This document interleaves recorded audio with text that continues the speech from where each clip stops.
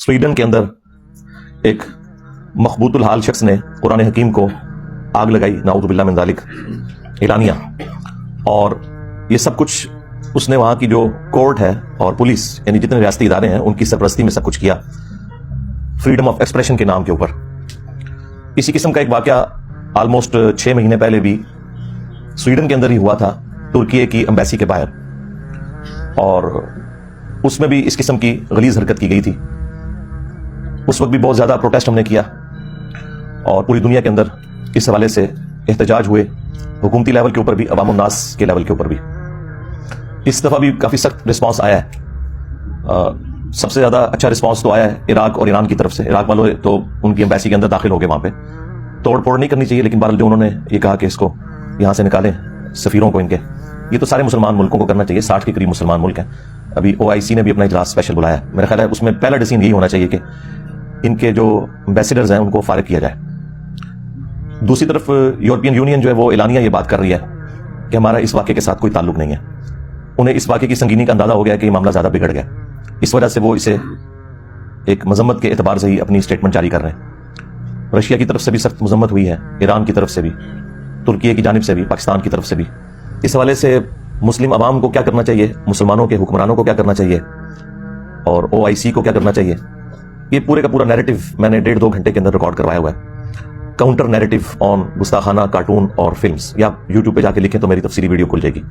अब बार बार उन बातों को रिपीट करने का फायदा कोई नहीं है। असल चीज ये है कि हम इस किस्म के जितने वाकयात हैं उनसे मैसेज क्या ऐलान कर रहे हैं। इसके पीछे मोटिव्स डिफरेंट होते हैं। हमेशा ऐसा नहीं होता कि कोई इस्लाम के साथ किसी को चिढ़ होती है, बाज़ औक़ात इनके अपने पॉलिटिकल इश्यूज भी होते हैं। यानी इस वक्त ये जो कुछ स्वीडन के अंदर हो रहा है ये पॉलिटिकल एक इशू है। स्वीडन जो है वो नेटो में शमूलियत इख्तियार करना चाहता है, ऑलमोस्ट 50 के करीब मुल्क उसमें शामिल है, और उनका रूल ये है कि जब तक सारे के सारे मुल्क एग्री ना करें उस वक्त तक किसी नए मेंबर को वो एक्सेप्ट नहीं करते। तो सवाए तुर्की के कोई भी इसकी मुखालफत नहीं कर रहा। सिर्फ एक मुल्क तुर्की है जो मुखालफत कर रहा है कि स्वीडन को नेटो में नहीं होना चाहिए, और उसके पीछे भी कोई इस्लाम रीजन नहीं है। उनकी भी अपनी एक पॉलिटिकल इख्तलाफ है स्वीडन के साथ। इस्लाम इसमें दूर दूर कहीं मौजूद नहीं है, लेकिन चूंकि तुर्की का एक ऑफिशियल एक समझ लें रिलीजन इस्लाम है, तो वो इस्लाम खामखा बीच में एक तख्ता मश्क बना हुआ है। वो तुर्की को तकलीफ देने के लिए कुरान पाक को आग लगा रहे हैं, अपने ज़ोम में वो समझ रहे हैं कि हम इनको इस एतबार से टॉर्चर कर रहे हैं, लेकिन वो तो पूरी दुनिया में ऑलमोस्ट 2 अरब के करीब मुसलमान हैं, वो टॉर्चर हो रहे हैं।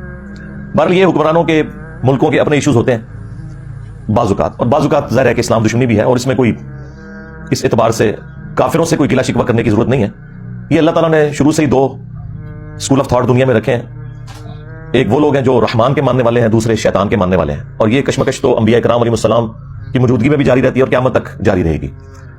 इसमें हमने ये देखना है कि हम अपनी रिस्पॉन्सिबिलिटी क्या पूरी कर रहे हैं। ये बार बार कहना कि काफिर मुसलमानों के खिलाफ साजिश कर रहे हैं, तो काफिरों को साजिश ही करनी चाहिए। मुसलमान इस चीज का रोना तो नहीं रोएंगे कि ये हमारे खिलाफ साजिश क्यों कर रहे हैं। वो उनका काम है, उन्होंने करना है। आपके जिम्मे अल्लाह ताला ने जो काम किया वो आपने करना है, जो माजरत के साथ हम लोग नहीं कर रहे। इस वक्त पूरी दुनिया के अंदर जितने भी मुसलमान रोड्स पे एहतजाज के लिए निकले हुए हैं, ख्वाह वो गलत तरीके से एहतजाज कर रहे हैं या सही तरीके से, उन सब मुसलमानों से मेरा सवाल है, एक ही सवाल, क्या इस किताब कुरान के साथ आपकी मोहब्बत जज्बाती मोहब्बत है, जो एक हिंदू को भी अपनी किताब से है, एक क्रिश्चियन को भी अपनी किताब से है, एक यहूदी को भी अपनी किताब से है, एक सिख को भी अपनी किताब से है? तो वो तो तमाम रिलीजन के मानने वाले लोगों को अपनी किताबों के साथ जज्बाती मोहब्बत है। उसके पीछे कोई इल्मी दलील नहीं होती सिवाय इसके कि वो ऐसे खानदान में पैदा हुए होते हैं कि जिनका रिलीजन वो होता है। अगर तो ये वाली मोहब्बत है तो इस तरह की मोहब्बत तो अल्लाह ताला को नहीं चाहिए। और अगर आपकी वाकई इस किताब के साथ इल्मी मोहब्बत है, आपने पूरे होशो हवास के साथ इसको वर्ड ऑफ गॉड मानते हुए, अल्लाह का कलाम मानते हुए एक्सेप्ट किया और मोहम्मद रसूलुल्लाह सल्लल्लाहु अलैहि वसल्लम को खातमुन नबीयीन माना है, तो फिर आपकी अकीदत इस दीन के साथ, इस किताब के साथ वो जज्बाती नहीं बल्कि इल्मी होनी चाहिए। जज्बाती मोहब्बत तो फिर भी खत्म हो जाती है, इल्मी मोहब्बत जो आपने पूरे वसूख के साथ, दलाइल के साथ हासिल की होती है ना, वो कभी भी खत्म नहीं होती।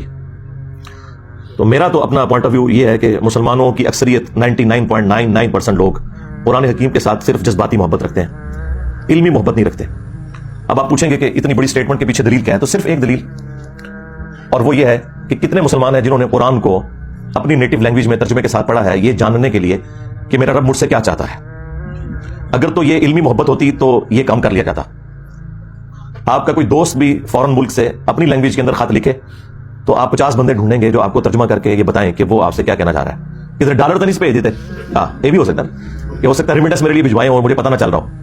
لیکن قرآن وہ مظلوم کتاب ہے کہ جو دنیا میں سب سے زیادہ پڑھی جاتی ہے, لیکن اس کا تاریخ پہلو یہ ہے کہ دنیا میں سب سے زیادہ بغیر سمجھ کے پڑھی جانے والی کتاب اگر کوئی ہے نا تو وہ یہ کتاب ہے. سب سے زیادہ بغیر سمجھ کے. اس وقت بمشکل 15 سے 20% مسلمان ہیں جو بائی برتھ عربی ہیں. باقی تو 85% کے قریب مسلمان جو ہیں وہ اجمی ہیں, ادر دین عرب ہیں, اور ان کی نیٹو لینگویج عربی نہیں ہے. اور ان میں سے بھی کتنے لوگ ہیں جو سیکھتے ہیں. تو اگر علمی محبت ہے مسلمانوں کی تو یہ جو پروٹیسٹ ہو رہا ہے یہ اپنی جگہ سب سے پہلے تو اپنے خلاف پروٹیسٹ کریں نا, کہ ہم نے اس کتاب کے ساتھ کیا کیا ہے. ہماری عوام نے, ہمارے علماء نے, عوام نے اسے مردے بخشوانے کا ذریعہ مان لیا ہوا ہے, بس اس سے زیادہ کچھ نہیں ہے. یا زیادہ سے زیادہ کسی نے چھلانگ ماری تو ناظرہ, کسی نے تھوڑی لمبی چھلانگ ماری تو بچے کو حفظ کروا دیا, ایک طوطا بنا دیا جسے کچھ نہیں پتا, اور وہ اس امید میں ہے کہ یہ حافظ قرآن ہمیں ساتھ لے کے جائے گا. کتنے لے کے جائے گا یہ آگے جا کے پتا چلے گا. بھائی یہ جو ابو داؤد کی حدیث المستدرک للحاکم میں جو حدیث موجود ہے, مشکات کے اندر بھی موجود ہے, حافظ قرآن کی فضیلت کے اعتبار سے وہ اس حافظ کے لیے جس نے قرآن کے حلال کو حلال اور حرام کو حرام جانا. جس حافظ قرآن کو یہ پتہ ہی نہیں قرآن میں کیا لکھا ہوا ہے تو وہ یہی کرے گا نا کہ رمضان کے دنوں میں چھوٹی چھوٹی وہ خشخشی داڑھی رکھ لے گا. اور جس حافظ قرآن کو یہ پتہ ہی نہیں قرآن میں کیا لکھا ہوا ہے تو وہ یہی کرے گا نا کہ رمضان کے دنوں میں چھوٹی چھوٹی وہ خشخشی داڑھی رکھ لے گا اور تراویح پڑھائے گا مسجد کے اندر جا کے, اینڈ پہ معاوضہ وصول کرے گا اس کا, اور عید والے دن جا کے شیو کروا دے گا, اور پھر اگلے رمضان میں دہاڑی لگانے کا انتظار کرے گا. زیادہ تر حافظ تو ایسے ہی ہیں. اور جو آپ کو باعمل حافظ قرآن نظر آ رہے ہیں تو ہمارے علماء کا بھی باعمل ہونا یہ ہے کہ کوئی پگڑی یا داڑھی رکھ لے اور شلوار ٹخنوں سے اوپر کر لے یا ہاتھ میں تسبیح پکڑ لے. یہ تو ایک چھوٹا سا جز ہے عمل کا. باعمل حافظ قرآن یہ ہے کہ جو قرآن کی تعلیمات کو منوان اسی طریقے سے تسلیم کرتا ہے اور اس پر عمل کرتا ہے. تو عمل تو اسی صورت میں کرے گا نا جب اسے پتا ہوگا کہ قرآن کے اندر کیا لکھا ہوا ہے. جب مسلمان کو یہ پتہ ہی نہیں قرآن میں کیا لکھا ہے اس نے عمل کہاں سے کرنا ہے. اب جن لوگوں کو سمجھ تھی, یعنی علماء کا طبقہ جن کا کام تھا کہ وہ عوام الناس کو دین سکھاتے, وہ الٹا اسلام کے دشمن بن گئے انجانے میں, یا ہو سکتا ہے بعض جان بوجھ کے بھی ایسے کرتے ہو کہ انہوں نے پبلک میں یہ مشہور کر دیا کہ قرآن و حدیث ڈائریکٹ نہ پڑھنا, گمراہ ہو جاؤ گے. آپ مجھے ایمانداری کے ساتھ بتائیں کہ اگر یہ جملہ کوئی کافر بولے, جیوز میں سے, کرسچنز میں سے, ہندوؤں میں سے, کہ یار قرآن ڈائریکٹ نہ پڑھنا گمراہ ہو جاؤ گے, تو ہم اس کی شکل دیکھ کے یہ فیصلہ کریں گے اچھا یہ ہندو ہے نا اس لیے مجھے کہہ رہے, تو ہم اس کے ساتھ لڑ پڑیں گے کہ تو قرآن کا دشمن ہے. لیکن یہ جو مسلمان نما کافر ہر جمعے کو ممبر پہ چڑھتا ہے اور دنیا میں ملینز آف یہ کفار کے ایجنٹ مولویوں کی شکل میں ممبروں پہ چڑھے ہوئے ہیں, اور آپ کو یہ کہتے ہیں قرآن و حدیث ڈائریکٹ نہیں پڑھنا آپ گمراہ ہو جاؤ گے, اس پہ تو آپ سبحان اللہ کہہ رہے ہوتے ہیں. اس پہ تو میں نے آواز بلند کی ہے نا ان کے خلاف. باقی تو سارے گونگے شیطان ہی بنے رہے ہیں, یہ دبے الفاظ میں بات کرتے ہیں. جی علماء سے جا کے سیکھے, علماء نے تو خود قرآن نہیں سیکھا ہوا. اور پھر مجھے نہیں سمجھ آتی کہ یہ پبلک کے اندر انہوں نے کیوں مشہور کر دیا کہ جی قرآن ڈائریکٹ نہیں پڑھنا. بھائی قرآن کوئی بھی ڈائریکٹ نہیں پڑھتا, آج تک کسی نے قرآن ڈائریکٹ نہیں پڑھا. ایک مسلمان اردو لنگوسٹک والا جب احمد بریلوی صاحب کا ترجمہ پڑھتا ہے تو وہ قرآن ڈائریکٹ کہاں سے پڑھ رہا ہے؟ وہ تو احمد بریلوی صاحب سے قرآن پڑھ رہا ہے. اگر کوئی ڈائریکٹ اشرفی تھانوی صاحب کا ترجمہ پڑھتا ہے تو وہ قرآن ڈائریکٹ کہاں سے پڑھ رہا ہے؟ وہ تو اشرفی تھانوی صاحب سے قرآن پڑھ رہا ہے. اب کیا دنیا میں کوئی بریلوی جرت کرے گا کہ میں اعلیٰ حضرت احمد بریلوی سے بہتر قرآن کا ترجمہ کر سکتا ہوں؟ کوئی زندہ یا مردہ عالم دین جو بریلوی مکتب سے تعلق رکھتا ہو یہ کلیم کر سکتا ہے کہ میں